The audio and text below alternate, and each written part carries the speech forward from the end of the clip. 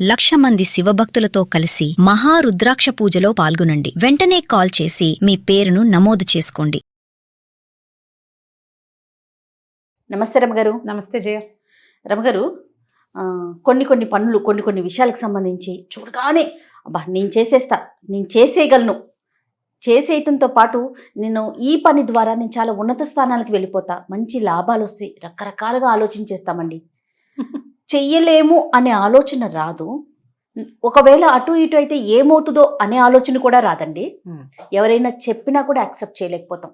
అవును కదా, పిల్లల దగ్గర నుంచి పెద్దవాళ్ళ దాకా ఉంటుంది. అవునండి. చిన్నవి జయ, ఆఖరికి ఒక మేకప్ టిప్, ఓ హెయిర్ స్టైలు, ఓ బట్టలు కత్తిరింపు, బట్టలు, డ్రెస్సులు, ఓ ఇంట్లో వ్యవహారం, ఓ బిజినెస్, ఒక ఏదైనా ఎడ్యుకేషన్, అన్ని విషయాల్లోనూ ఏదైనా చూడంగానే ఇంకా ముందు వెనక చూడకుండా దిగేస్తారు. అవును, చేసేద్దాం అనుకుంటారు.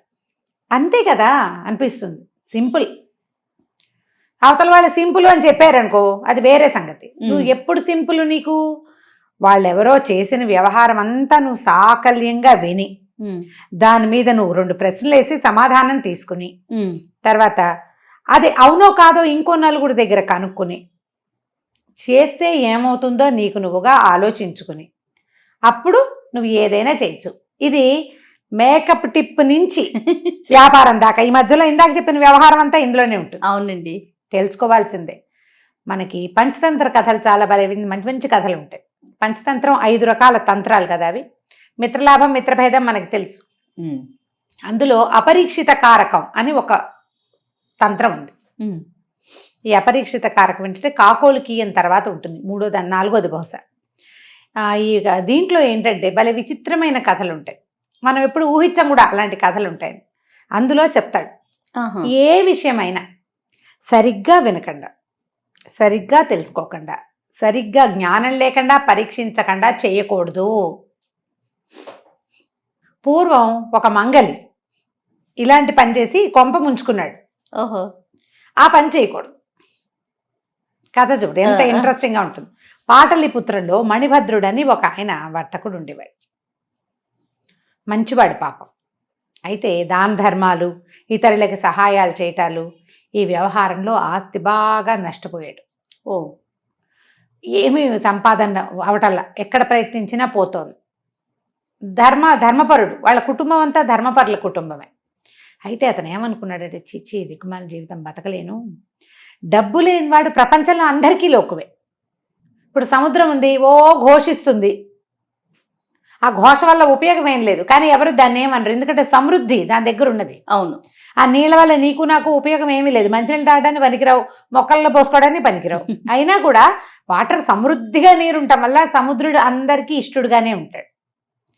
ఎవరి దగ్గర డబ్బు ఉంటుందో వాడు విలువ కలిగిన వాడు ప్రపంచంలో.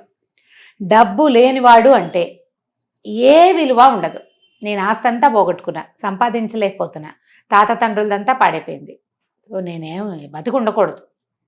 దీని మీద 10-12 శ్లోకాలు ఉంటాయి, డబ్బు లేని వాళ్ళకి విలువ ఎలా ఉండదు అని. బాగుంటాయి ఇంట్రెస్టింగ్గా. అయితే ఇతను ఏమనుకున్నాడంటే సూసైడ్ చేసుకుందాం అనుకున్నాడు. ఏం లేదు మరి ఏం చేయను, నేను డబ్బులు లేకపోతే విలువ లేదు లోకంలో భావించి సూసైడ్ చేసుకుందాం అనుకున్నాడు. అయితే ఏమైంది, ఆ రాత్రి పడుకుంటే అతనికి ఒక కల వచ్చిందట. ఆ కలలో పద్మనిధి అనే ఒక నిధి అతనితో మాట్లాడింది. అబ్బాయి, మీ తాత తండ్రులు చేసిన పుణ్యం అంతా పద్మం అనే నిధి రూపంలో ఉంది నీ దగ్గర, అది నేనే. నువ్వు నా కోసం ప్రయత్నం చేస్తే నేను దొరుకుతా, సిద్ధంగా ఉన్నాను నీకు దొరకటానికి. ఒక చిన్న తేడాతోటి నేను నీకు దొరకల. నువ్వు ఒక పని చెయ్యి, రేపు పొద్దున్నే ఒక బౌద్ధ క్షపణకుడు, జైన క్షపణకుడు, బౌద్ధుడు కాదు, జైన సన్యాసి, క్షపణకుడు అంటారు వాళ్ళని, జైన సన్యాసి వస్తాడు. ఒక కర్ర పెట్టి బుర్ర బద్దలు కొట్టి, అది నేనే. వెంటనే నేను ధనంగా మారిపోతా, నన్ను వాడుకో. నువ్వు ఆత్మహత్య చేసుకోవద్దు, నీ పూర్వజన్మ పుణ్యం, నీ పూర్వులు చేసినటువంటి పుణ్యం నిధి రూపంలో నీకు దగ్గరలోనే ఉన్నాను నేను అని కల వచ్చింది. ఆలోచించుకున్నాడు ఇతను. మామూలుగా కళలు కొంతమందికి వచ్చినవి అసలు నమ్మకూడదు. అందులో రోగి, పిచ్చివాడు, తర్వాత దుఃఖంలో ఉన్నవాడు, వాళ్ళందరికీ వచ్చే కళల్ని నమ్మకూడదు. ఇప్పుడు నేను దుఃఖంలో ఉన్నా, నా కళని నమ్మచ్చా?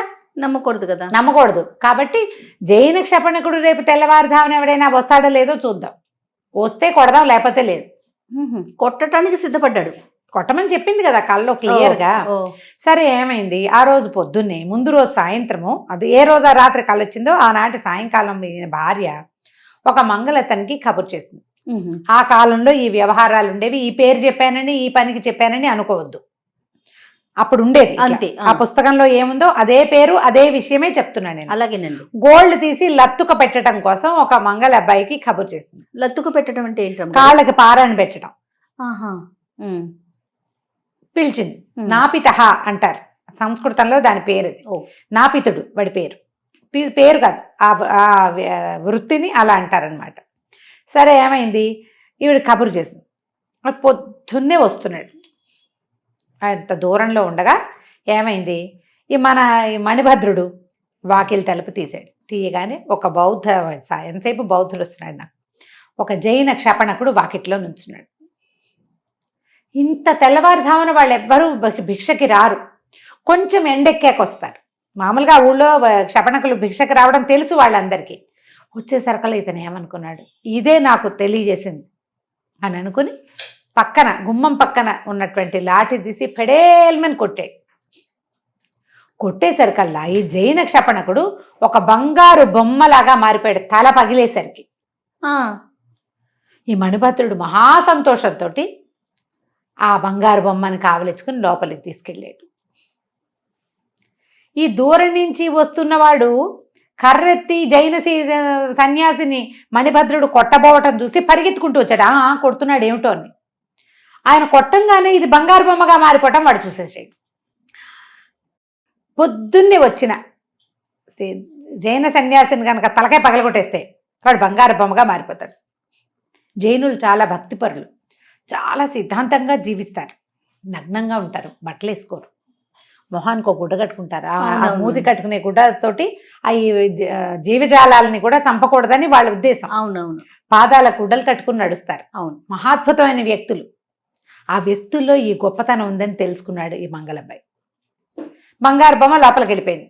వీడు నిర్ఘాంతపోయి నుంచున్నాడు. అమ్మా, మణిభద్రుడు డబ్బులున్నవాడు కూడా ఇంత పనిచేసి పెట్టుకున్నాడు కదా, మనం కూడా ఇలాంటిది చేయాలి.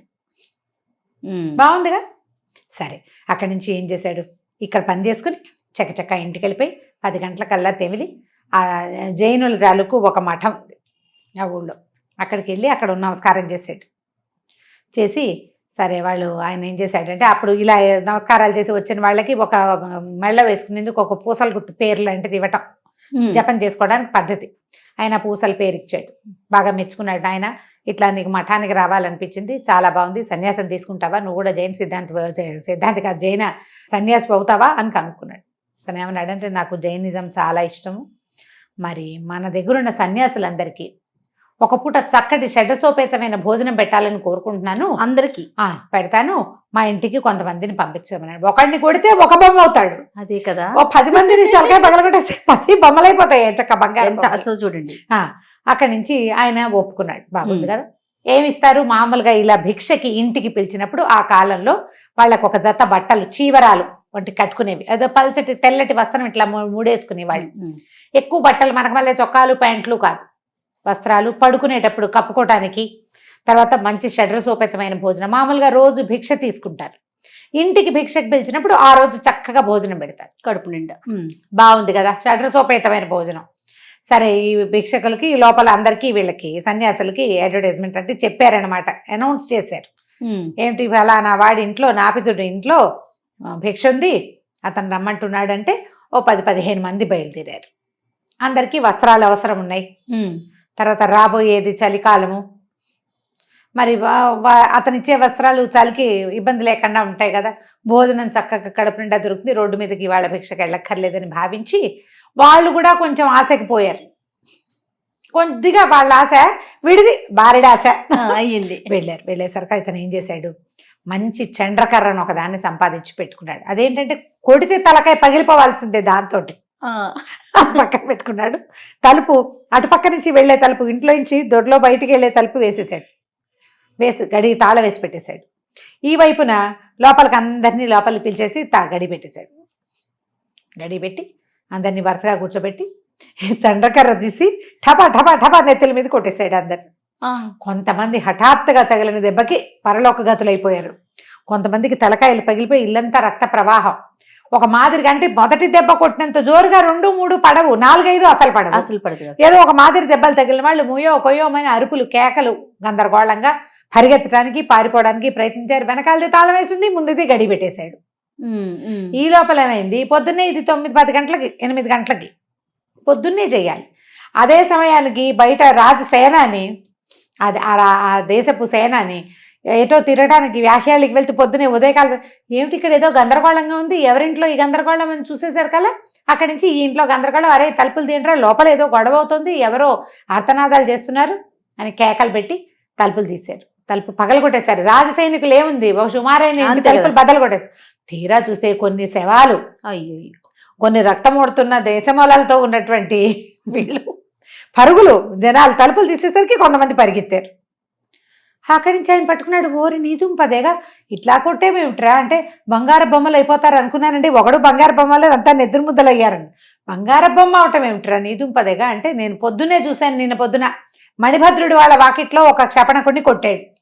అతను బంగారు విగ్రహంగా మారిపోయాడు. ఆయన బంగారు విగ్రహాన్ని లోపలికి తీసుకెళ్ళాడు, నేను చూశాను నా కళ్ళతో అనేసరికల్లా వెంటనే ఈ సేనాన్ని ఏం చేశాడు, ఆ మణిభద్రుడికి కబురు చేశాడు. అతనేమో ఇట్లా ఇలా ఇది నా పరిస్థితి, తన ఇంట్లో ఉన్న బంగారు విగ్రహాన్ని చూపించాడు. దాంతో ఈయన సేనాని అన్నాడు, నువ్వు ఒకటి చూసావు, దాని గురించి కనుక్కున్నావా? మణిభద్రుడు అతను కొట్టినప్పుడు అయ్యింది, నేను కొడితే అవుతుందా అనేది పోని ఒకడి మీద ట్రై చేస్తావు, ఈ 15 మందిని పిలిచి 15 మంది తల్లు పగలగొట్టేస్తావా? అక్కడి నుంచి వీడిని శూలారోపణ చేయండి అని వీడిని శూలం ఎక్కించారు. ఈ బతికున్న మిగిలిన క్షపణకులందరికీ ఆ గుళ్ళకి వైద్యం చేయించి వాళ్ళని పంపించారు. మిగిలిన వాళ్ళంతా భగవంతుడికి ప్రీతిపాత్రలు అయిపోయారని వాళ్ళని తీసుకెళ్లి మఠానికి అప్పచెప్పారు.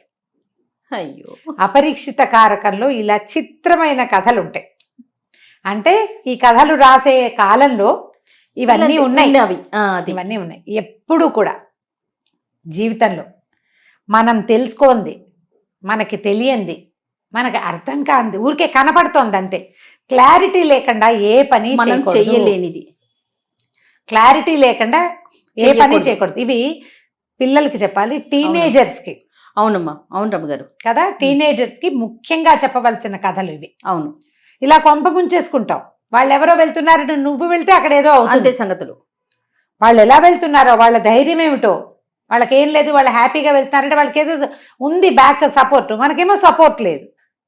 అది ఆలోచించుకోవాలి కదా. సపోర్ట్ చేయగలిగే పేరెంట్స్ అవన్నీ ఉండటం కూడా ఒక దన్ను. అవును, కాబట్టి మనం ఏది చేసినా ఆలోచించి చెయ్యాలి, బాగా తెలుసుకుని చెయ్యాలి అని చెప్పడానికి ఈ కథ చెప్పబడింది. చాలా బాగుంది రమ్మగారు.